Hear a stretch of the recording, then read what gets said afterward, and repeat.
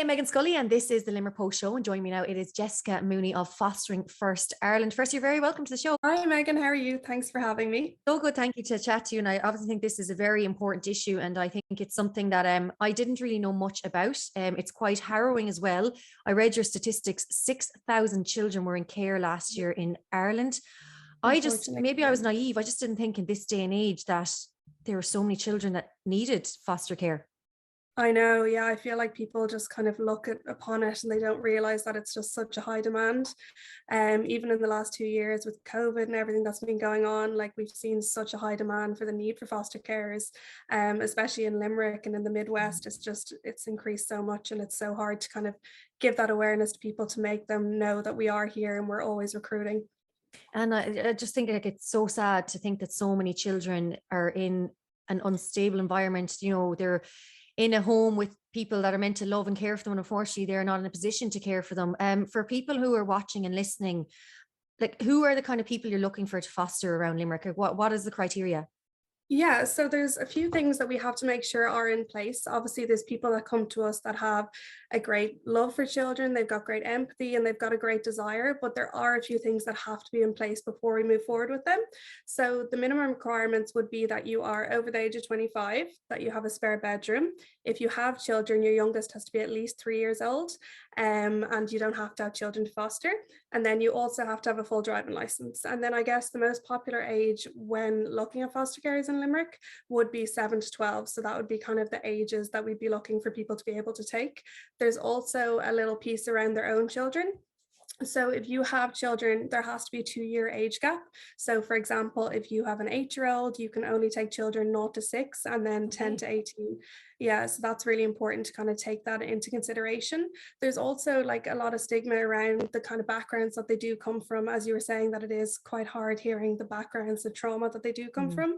There's also a lot of different stories that come out of children that come into care, that it's not as kind of drastic as some things that people would think. So for example, there was a child in the last few months that came into care, and his mother had passed away, but his father was blind, so he was obviously not able to care for him. So there's a lot of kind of stigma around that it's going to be drug and alcohol abuse, or it's going to be physical abuse, but there is just a lot more that comes into it, and you kind of have to go into it with an open mind and understand that some stories aren't as upsetting or drastic as the ones that are kind of put out there as well. I suppose, as you mentioned there, like there's children who are just grief stricken and fallen Exactly, on yeah. difficult times. And can I ask why the reason for the 2-year age gap?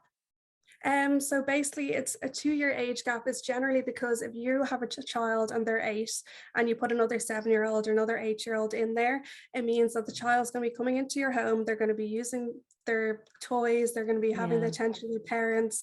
Then also we don't want them to be in the same like GA club or football club and football team, same friends, same classroom, same teacher. So we try to have a little bit of a kind of age gap, so they wouldn't be in the same class, they wouldn't have the same friends, the same kind of sports teams as well. So it's really important to have that gap in between.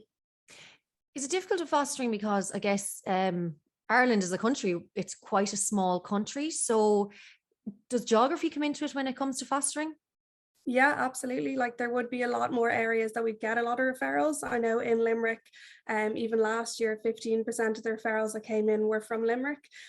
So obviously, yes, with geography, it comes into it a lot. There'd be a good few areas that we wouldn't be able to recruit in. So they would be like at the bottom of Cork, maybe Galway, a bit more to the coast, just because of supports, because we would have social workers around Ireland.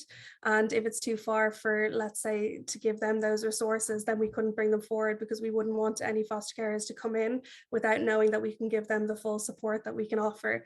Because you're doing this, obviously you're going to be taking them into your home, you're going to be taking them as part of your family, but you need all of the supports that we offer to make sure that you are supported through that journey. Mentioning sports there, and I guess I think for anyone to take on a foster child is obviously a huge undertaking. But I guess that attachment style comes into it as well. You kind of become they become part of the family. So is there supports then in place for the parent when the child has to return to Yeah. their home? Yeah, absolutely. Like we have talked to a lot of foster carers who came into fostering thinking that, okay, at least if I help one child, then that's massive. But we have foster carers who've helped 10, 11 different placements. And I guess when you see that child going back to their birth family, you can understand that that is a success story and it's an amazing story. I have a foster carer that I'd be in good contact with who I do a lot of information events with. And she has had 12 different placements. And she said Wow. that Mother's Day, Father's Day, Christmas Day is mental because she just gets inundated with love and Ah, cards. And yeah, and it's like it's just important for people to understand that yes, the child will be leaving your home and your care, but like you're still able to have contact with them. They'll still be in touch via WhatsApp and everything that they have nowadays. But it's just to try not get too overwhelmed with that whole situation of, oh, what happens if they leave and this and that. It's just important to realize that you're there doing what you have to do while their parents do get their own situation and their own circumstances organized. But it's better to look at the bigger picture and realize for the child it's a success story if they do get reunited with their birth family. and I do hear stories of like long-term fostering, and is it up until the age of 18? Yeah, absolutely. So after 18, then they go into independence. So they would go into aftercare and they would get their own housing and they'd be set up for that. So they would be told kind of when they're 17 and they'd be setting them up to go into kind of independence. But usually it's up to the parents and the foster carers. So the foster carers might just make an arrangement with the child that they would stay. And just like all of us, they might pay a little bit of rent or whatever the arrangement would be. Amazing. Jessica said it is obviously a harrowing situation that thousands of children in Ireland are in. And I know there is a need for foster carers around Limerick City and County. For those who are watching and listening and thinking, you know what, I have that spare room, I have ticked all the boxes that Jessica mentioned, how can they maybe apply and get involved? Yeah, so the best way to kind of get involved would be to either go on our website, which will be fosteringfirstireland.ie, or you can send me an email. My email is jessica.mooney@ffi.ie. I also hold very regular events. So these are all Amazing. done online for everyone's convenience. So what happens is on our online events, I would usually get one of our foster carers to talk and kind of tell everyone how fostering's been like for them. I'd also go through the whole process. It is quite a long process, so I'm not going to kind of go into it now, but it does take about 6 months to get approved as a foster Okay. carer.